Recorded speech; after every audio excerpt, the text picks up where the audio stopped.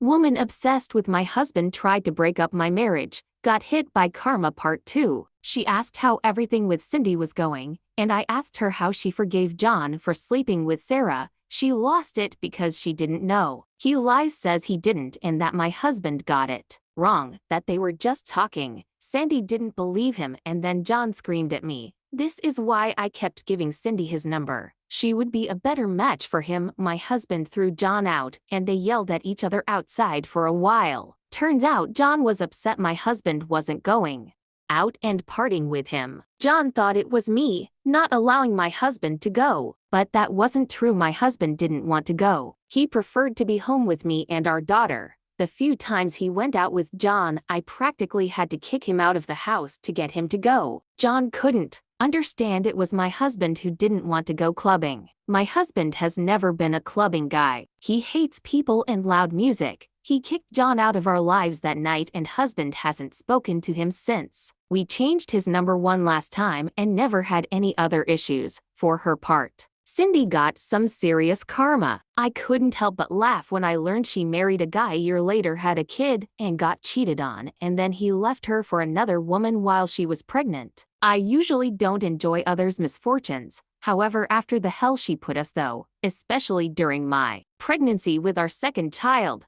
I laughed when I heard. For John, he married Sandy, has 2 kids now, and tried to get back in contact with us 13 years ago after he had his first kid. He wanted to apologize because apparently after having his own kid, he realized how screwed up he was doing what he did. He called my husband's parents because they still had a landline at the time. My in-laws had already been told years earlier what happened and that under no circumstances were they to give out our numbers to him. So we went to my in-laws and my husband called him back and told him to never contact our family again. Side note, when husband called John back, we found out Cindy wasn't following us like we though. John would tell her where we were going.